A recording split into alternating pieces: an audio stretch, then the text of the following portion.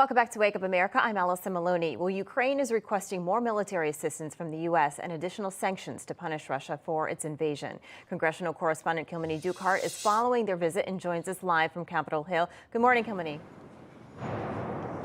Good morning, Allison. On social media, people are calling them the Women's Diplomatic Battalion. They're made up of 5 female members of Ukraine's parliament of different parties, but they have all come together here in Washington this week. They're going to be meeting with the House caucus later today, as well as a meeting this afternoon with House Speaker Nancy Pelosi. Tomorrow they will meet with the Senate, the Pentagon, and the State Department. They are lobbying the United States for more weaponry, more military assistance, and additional sanctions on Russia when it comes to the fight for Ukraine. I just spoke with one of them, Yevgenia Kravchuk, who told me our messages are very simple: more weapons to Ukraine and more sanctions to Russia. There is no time for bureaucracy and slow motion indecisions.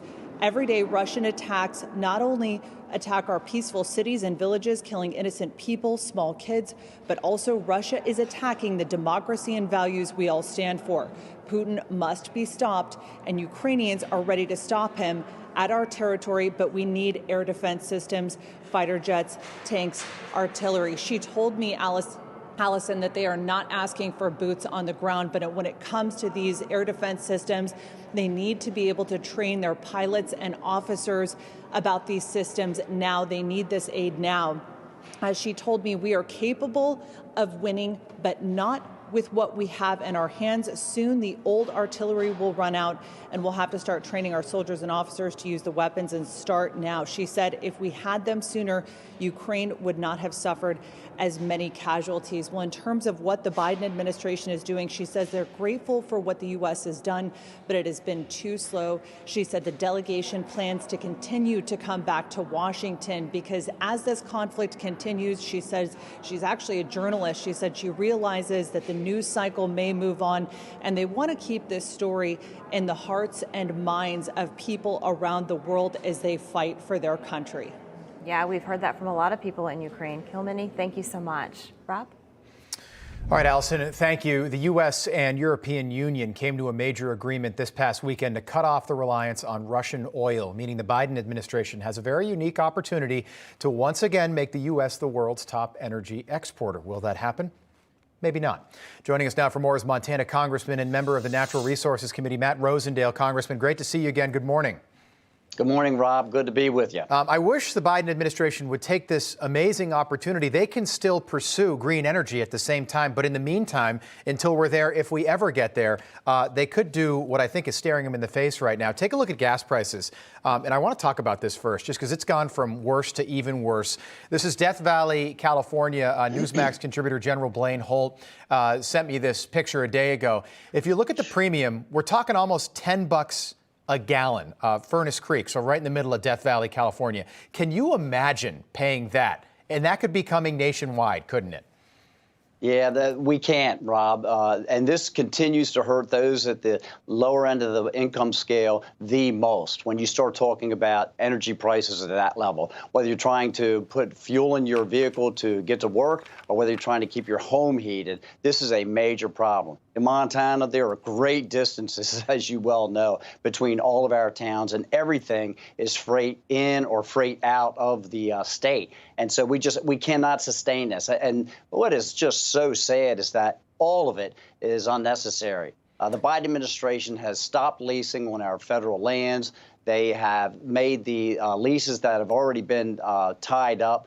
They've slow-walked the permits so that the people that have the investments in those properties, they're not able to even get the permits to begin drilling on them. They haven't leased anything onshore or offshore since his administration took effect last January. And this is what's driving these prices up. And now their remedy is to go ahead and start having conversations about issuing checks. Yeah. That's what we want to do. Well, Issue sir, it's the Putin price hike, too, right? It's the Putin price hike, and we're going to take a gas holiday, which is only going to take take 23 cents off the top. And always have faith in the American people. NBC News came out with some polling over the weekend. I thought this was perfect. Who's to blame for the rising cost of goods and services and energy? 38%, number one on the list, blame Joe Biden. Only 6%, last place, blame Vladimir Putin and the war in Ukraine. What do you make of that and where the American people are right now with everything else going on?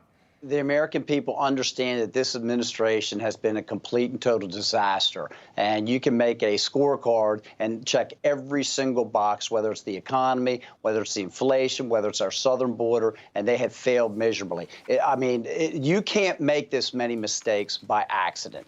These are things that are being done intentionally to hurt our country, and I really don't understand it. Again, when we get back to the energy, we have the ability to produce it here. We were producing about 13 million barrels a day of crude oil when the Biden administration walked in. All wells have a diminishing rate of return. We're down to about 11 million barrels a day of domestic production. There is no reason that we can't bring that back up again, except for the Biden administration is stopping the permitting, and they are stopping the leasing, and they are holding permits. When you start talking about helping our allies in Western Europe, let's go ahead and get these liquid natural gas facilities and ports permitted so that we can start shipping overseas and help our allies and weaken the Russians. Great point. Montana Congressman Matt Rosendale, we appreciate it. Always appreciate the insight. Good to see you. Hey, I'm Rob Finnerty. Thanks for watching. If you enjoyed this video, please join the conversation in the comments below. Don't forget to subscribe, too. Hit the bell icon to be alerted to breaking news. And remember, there's a whole lot more on Newsmax TV, America's fastest growing cable news network. Newsmax TV, we're real news for real people.